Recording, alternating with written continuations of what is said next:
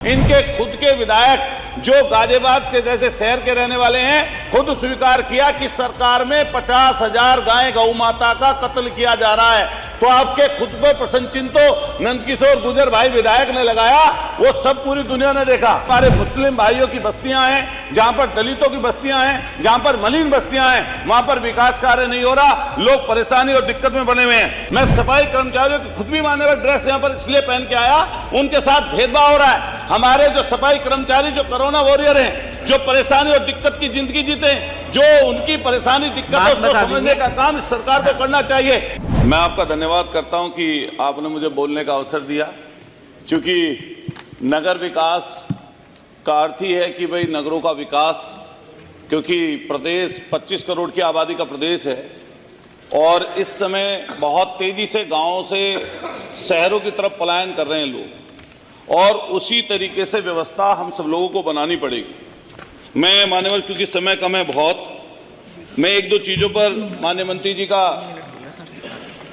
जो है ध्यान आकर्षित करना चाहता हूं।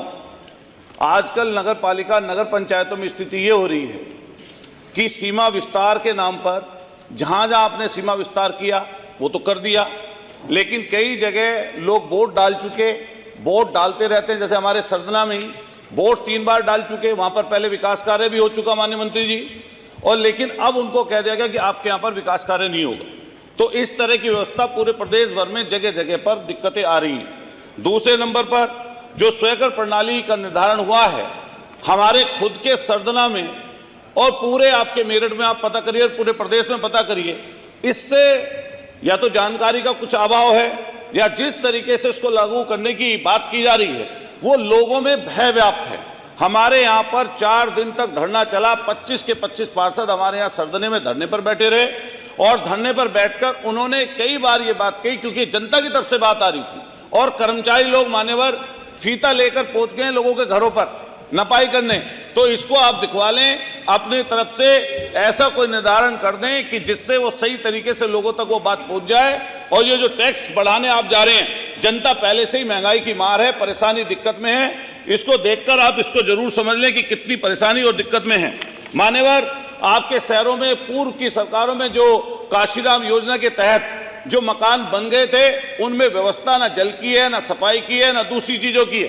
क्योंकि वो मलिन बस्तियों में आते हैं, वहां पर गरीब गुरबा लोग रहते हैं। मान्यवर, उसको देख लीजिए, कई जगह भवन बने खड़े हैं, आपका सरकार का पैसा लगा खड़ा है वहां पर, लेकिन क्योंकि वहां पर दलित, पिछड़े, शोषित, वंचित समाज के लोग रहते हैं, वहां पर दिक्कत बहुत है। मान्यवर, इसके साथ साथ मैं एक चीज का और ध्यान आकर्षित आपके लिए करना चाहता हूं कि हमारा जैसे मेरठ है, बड़ा नगर है, कूड़े के बड़े बड़े ढेर लगे हुए हैं, लेकिन परेशानी और दिक्कत में लोग हैं।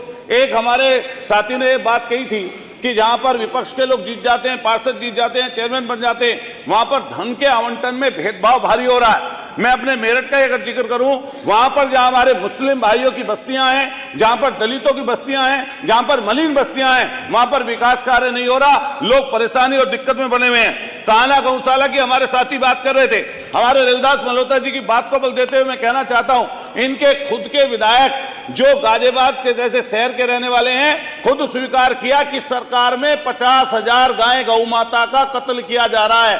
तो आपके खुद पर प्रश्न चिन्ह तो नंदकिशोर गुर्जर भाई विधायक ने लगाया, वो सब पूरी दुनिया ने देखा। व्यवस्था कान्हा गौशालाओं की बहुत खराब है, आवंटन उसमें कम हो रहा है, जिस कारण से स्थिति इस तरह की बनी हुई है। और मैं फिर एक चीज और बात आपसे कहते हुए, 7-7 साल हो गए माननीय मंत्री जी, विभाग के लोगों को अगर यहाँ पर आप देखेंगे 7-7 साल से जमे पड़े हैं अधिकारी, एक जगह पर तानाशाही और भ्रष्टाचार में व्याप्त हैं। और ऐसी खत्म कर रहा हूं, नगर विकास में सूडा और डूडा के तहत मकान बनाए जाते हैं मान्यवर। इस सूडा और डूडा में 75 परियोजना अधिकारियों के पद हैं, लेकिन 75 के सापेक्ष में मात्र 55 पद खाली पड़े हुए हैं। 20 पद ऐसे हैं जिनमें से 11 विभागीय है ही नहीं, बाहर से आपने लाके बने।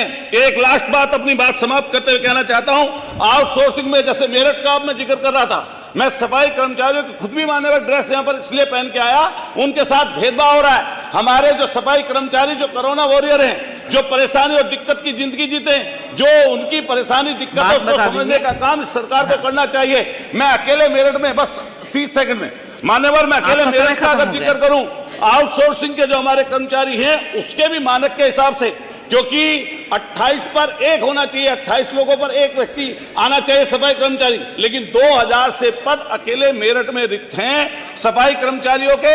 मैं आपसे मान्यवर आपके माध्यम से अनुरोध करना चाहता हूं कि सफाई कर्मचारियों के 45,000 से ज्यादा पद रिक्त हैं, उनकी नियुक्तियां कद माननीय मंत्री जी करेंगे, अपने भाषण में जरूर बताएंगे। इसके साथ साथ अगर 45,000 की भी ना बात कर रहे हो तो संविदा उनकी, मानो बस 10 सेकंड, संविदा बहाल उनकी कर दें, जिससे कम से कम उनको कुछ लाभ सफाई कर्मचारियों को हो जाए, वो बेचारे परेशानी और दिक्कत की जिंदगी जीने।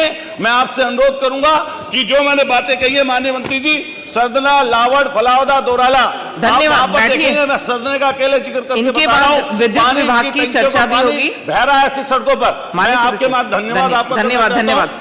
विद्युत विभाग की चर्चा होगी सारे विधायकों की तरफ से।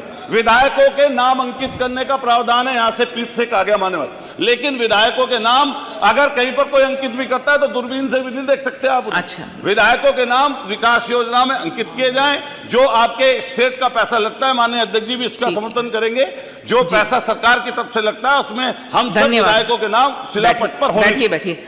न्यूज नेशन अब व्हाट्सएप पर खबरों की ताजा अपडेट के लिए न्यूज नेशन के इस QR कोड को स्कैन करें।